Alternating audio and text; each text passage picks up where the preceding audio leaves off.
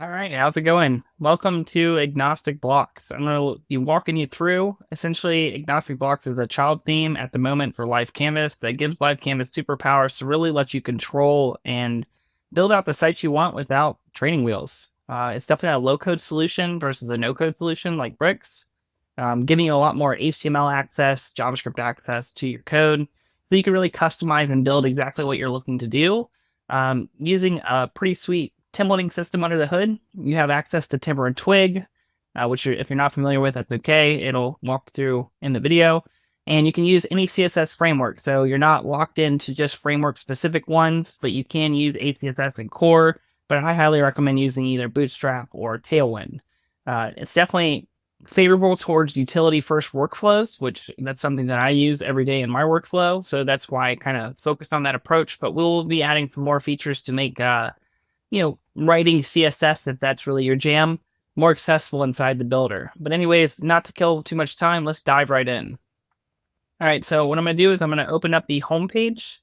And actually, I'm going to walk you through some of the plugins I have installed at the moment. So right now, inside of the site, I have essentially just Yabi Soul, which is what I use for Tailwind. It automatically recognizes that Yabi is installed. And the builder will accept and recognize it for autocomplete and things like that. So if you're using Tailwind, this is definitely the one I recommend you using and the one that we integrate with. And I'm just going to go in here and make sure a couple of things are toggled on. So right here, let's see. I just want to make sure that the place CDN is on. And we're going to turn off all of these except for Livecanvas. All right. And then let's see.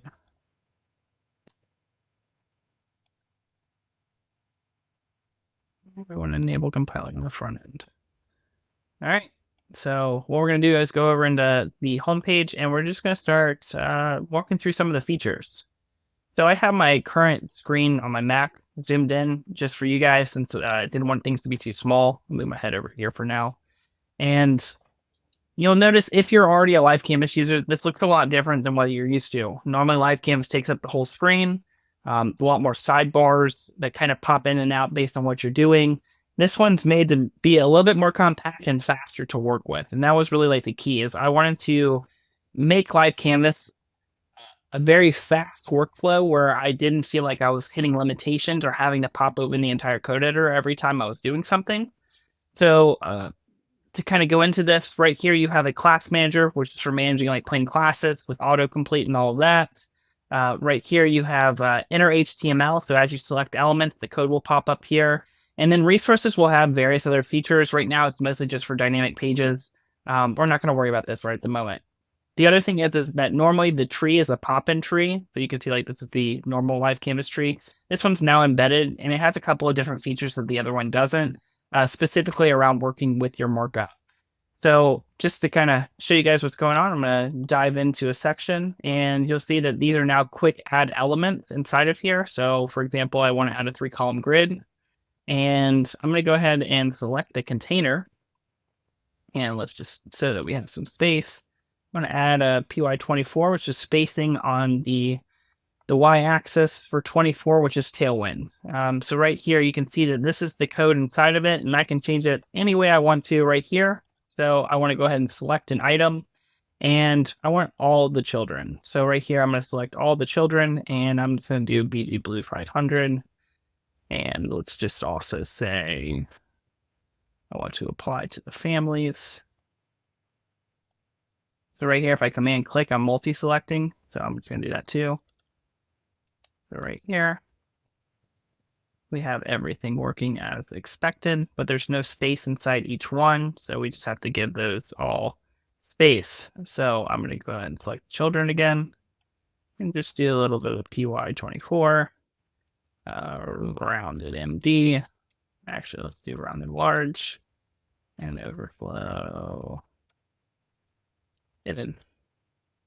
So a couple things, real quick, easy, add classes. You can also sort them and it organizes them. Same thing for like if you were to select this grid, you'll notice that everything comes in vertical in a list and groups them together. So for example, if I go in here and I type in like, let's say a medium screen size, I want it to be grid calls 2, and I hit sort, it's going to group in all, should be mid, but you'll see that it's now sorted, based on that group size specifically. Anyways, couple of things. So like if I go in here, you'll notice that like I'm just adding a heading or whatever I want to do inside of each one. You can also just, do it the normal way of just like going through and adding whatever I want. And you'll see like this one has different classes on it already. And I'm just going through and I'm just quickly changing out different parts of the page. I can also just, select all of them at the same time. And then that way I can also go through here and let's say I want to change this into a indigo. I can. This way I'm not having to do this whole open up the code editor, change multiple elements, figure out where they're going to go. I can just easily go in here and let's say I want to add more items to my grid. I can just do it. I can just add a div, add a div, add a div, keep on adding whatever you want inside of the builder and you're good to go. Now, not everybody's going to want to build elements from scratch every single time. So I made sure within the child theme that it does include pre-made blocks, specifically if you're using Tailwind, because Livecanvas already has their own pre-made templates and a premium set that you can access, and it works, with both of those. But right here, I'm just going to go ahead and add a section and click it and go into the child theme. And you can see that you have all these different sections full of different items. So for example, I want logo grid or whatever it is, or maybe I want to, let's say, go into and get a features. I want to add something specific. So all of these are sourced directly from WinStatic, and they're a little bit modified to be easy to work with within Yavi, so you don't have to worry about figuring out how to template them. They all are using like things like primary colors, things like that. So it's just real easy to modify whatever you want. But there's about 90 total components in here, and you can also just bring in components from anywhere you want, which is one of the most exciting things. Is as I go through here and I want to go through, let's say, add a hero section from Tailwind UI, let's say this dark section, I can just go in here and add it. I'm just going to go in here and put it in. And there we go. Now I can go to town editing all the different parts of this. So like I want this to be blue 500. There we go. Or whatever it is. So it just makes it really quick and easy to add and modify existing templates. If you're someone who, like me, who builds like a library of components that you work with, you can just take it from project to project, easily transfer and change your Tailwind config or whatever it might be. And that way the site's themed to your client. This just a very fast class and utility workflow that lets you control every aspect of your HTML. Like there's nothing preventing you from accessing any part of it. Same thing goes with JavaScript. That was one of the ones that I wanted to accomplish. I didn't really think that people would want to just copy brand JavaScript editor and start writing JavaScript. So I made sure to implement things like Alpine specifically in here. So if we go, for example, what's new, I'm just going to put right here, like verb of X data. Yeah, the item is null. All right, and I'm going to make it so when you click this button, it populates this item. So right here on what's new, I'm just going to put an on click. Item equals 1. Okay. And what I'm going to do is that this just shipped is hidden unless the item shows. So right here, if item equals 1, you can see it doesn't show. Click it, and it shows. Just like that.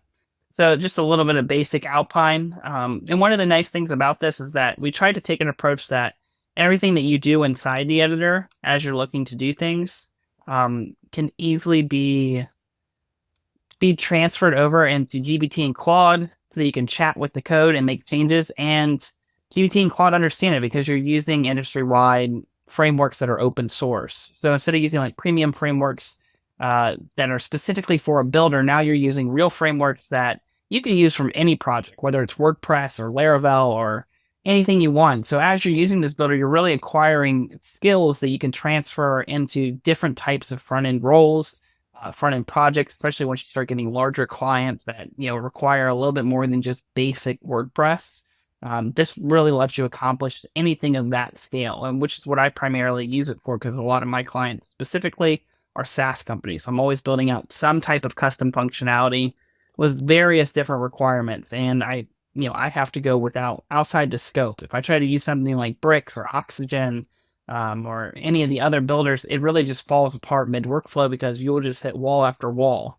In this, there is no wall. You have access to everything within WordPress, and it tries to smartly help you throughout the process. So what I mean by that, we're just going to go in here and open up the code just to play around, and I'm just going to make some big text. Bold. All right, and dynamic data, for example, I try to make it really easy for people to be able to inspect and look at the dynamic data. So inside WordPress, you have what's lying underneath your global scope. Inside Timber, you have something called context, which is what this is, and makes everything in the context surfaceable. So now you can access anything inside your site at any point that you want to, whenever you want. So for example, I'm right here inside site object, which is essentially telling me about this current site, and the site's name is fresh install. So if I were to go in here and just type site.title, it's going to have, white, fresh install. If I want to close this object and go to, let's say, a different object, such as, we can test like, you do user, you can do all kinds of stuff. So let's just go into the current post. So right here, I want to get the post title. There you go. If I want to, let's say, access some data, I want to actually create a query and start to do some things. I'm going to close this out. I'm going to create a query, which my head is covering up again. It says query 1 right here, and this is going to pop up, and I'm just going to query for post, and I'm going to give it a name.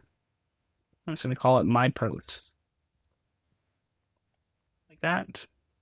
You'll see that it updates right here. And right here inside of the data inspector, I can now see query 1 is there. And if I actually go through here, and let's just say I open it up right here, you'll see it updates to my post as soon as I select the element that I'm editing.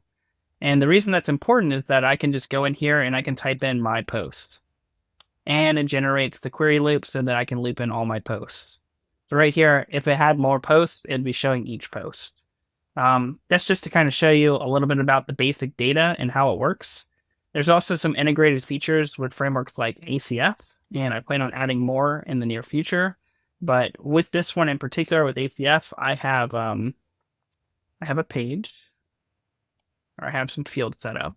So I'm going to fill them in real quick. And right here, I'll just do like example 1.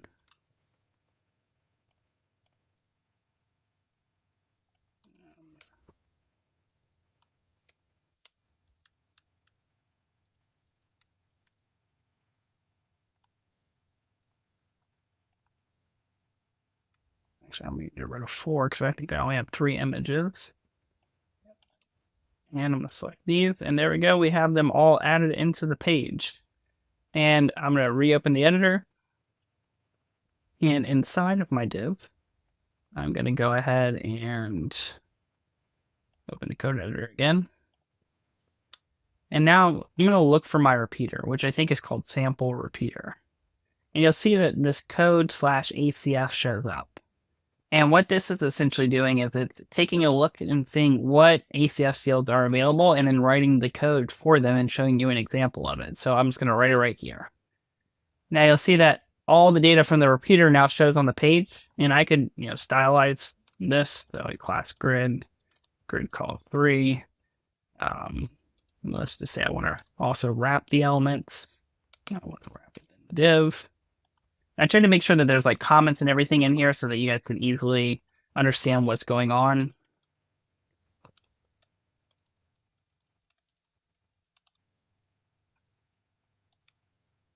All right, here, I'm going to go to the end of the end loop.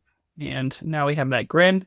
Next thing that's an issue is the image isn't showing, right? And that's because I selected image source for the field. If I just go right here, I can get rid of this, and I can just do item.sampleImage. You can see the autocomplete automatically showed up for it. And just to make things easier, we'll do BG white and text black. There we go. Now we have a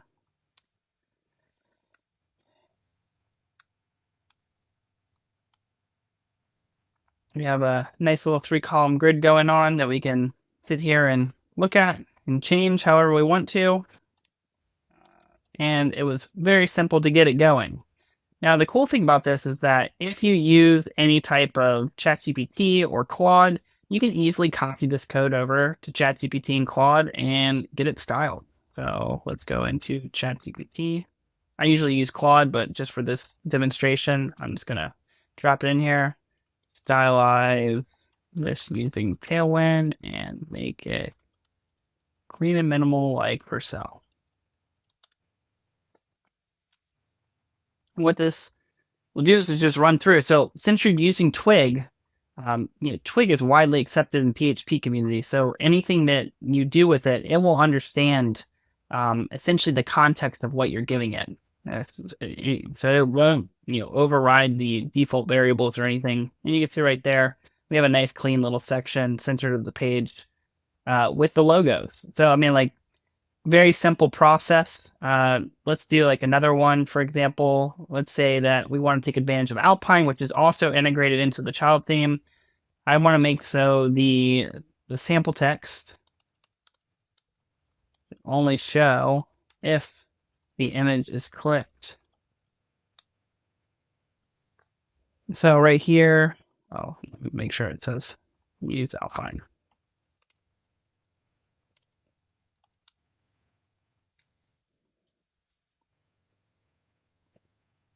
So you can ignore this first part because you already have Alpine installed, but it's just setting up the basics to make sure that you have a nice little thing right here, and it should work. And most of the time it does. Usually the worst that you really come into is a little bit of debugging. So right here now I have an accordion image carousel thing. So not the best example, but you can kind of tell exactly what's going on here. You just wrote JavaScript in a couple of seconds. And if you open up the actual code, you can see like nothing is very difficult to read or understand. It's just HTML with template tags, which is what makes this so powerful. It gives you that granular control over your templating. So as you're building out your page, you're adding elements to the page, whatever it might be. It's very simple to go from section to section and start adding whatever you need to. So if I want to go in here and select a stylized section, let's say this actually that's not a good example of one.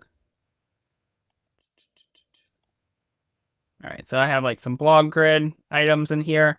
If I want to go in here and start editing, I could just go in here and start automatically changing everything about the section. So I want to get it into like BG white, so on and so forth. If I wanted to round out these images, if I want to select all of these images and then do like rounded or LG, overflow, hidden, BG black, whatever you want to do, you could do. So like that, we just have 3 edited images. So that's really like the key here, is that it just makes it quick and fast to go in, edit, change, do everything inside Livecanvas in just a few clicks. And it feels a lot like a native workflow. Like if you're ever working on a page, you just want to click something and start changing classes. That's what this is good for. You want to go in and start changing some text. Like for example, I want to go in here. Instead of having to add those editable regions in Livecanvas, you can just click the text and start making text changes. This is some text changes. You can also do things like, for example, I want to click in here and I want to save this as a component. So I can save my blog grid. You can save that out. And what I'm going to do is I'm going to show you where it saves. So let's go ahead and click here. And I go into Livecanvas, in the blocks. My blog grid is now right there. Let's say that you wanted to do something like, for example, each one of these list items was one dynamic item that you want inside of a loop, you could do it that way too. So let's just go in Livecanvas and go to blocks and just do blog item. And I'm just going to publish this real quick just to show you a little bit of like advanced features and functionality of how it would work. And I'm just going to go into the section, pop it open, and go ahead and delete all the list items. So right here, I'm just going to get rid of these. And since I already know that I have my post on here, I'm just going to write a loop. All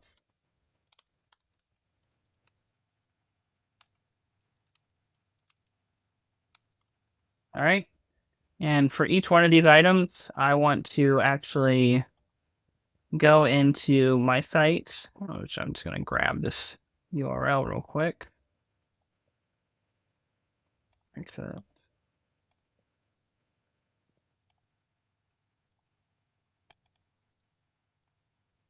And I want to loop over each one of these so that it creates an item for each of the blog posts. And you can see right here, right now, it's just saying GraphQL because it has a static template in it.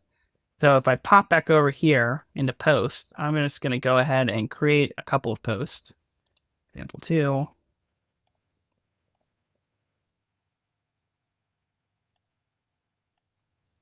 Example 3. We're going to go into the Livecanvas single template, and right here, we're just going to update one field just to quickly show exactly what would go on here. So like item.title. We can just leave it like that, should be good. And if I go back into the editor, you can see all three just populated and they all have the post title. So now I have a component, essentially. I'm just pulling in a component and I'm looping through it and using it, which is a really nice feature. There's also things we're adding, like, for example, to be able to easily save a component and then auto-complete it in just by typing the name. So you'd just be able to type like blog item and it would just populate. So these are a couple of the different features that we have coming into the next build that are currently in the works. But all the data in here, you can really take advantage of any dynamic data throughout your entire site in so many ways, because with Livecanvas, you don't have any limitations using Agnostic Blocks. There's pretty much a limitless amount of things that you could really do however you wanted to do it. And the nice thing is that since you control your HTML, it's easy to copy out the HTML, share it with somebody, share it between projects, talk to GPT about it. Whatever you really need to do, you always have access to the fundamentals to be able to change and edit anything the way you want it, which was really a key goal here and why we focused on a low-code workflow rather than a no-code workflow. I wanted to make sure that people using this system really got transferable skills. Like, I didn't want you to have to come in here and already know how to code. I wanted you to be able to come in here and accomplish things really easily because it is very semantic. How you would think about how to write this is how it works. And a lot of the people in our test group have no development experience, and they're loving being able to really control and understand their workflow under the hood. So anyways, a little bit of a preview. I'll be making more videos showing off Agnostic Blocks. I know a couple other people from the test group will as well. But I would love some feedback. We're definitely working diligently to get this out and ready. If you're not already in the Livecanvas community, please join it. That's the only way to get access to the alpha release of this if you want to test it out. You do have to have a copy of Livecanvas, and you have to have a copy of YabiSul if you want to use Tailwind.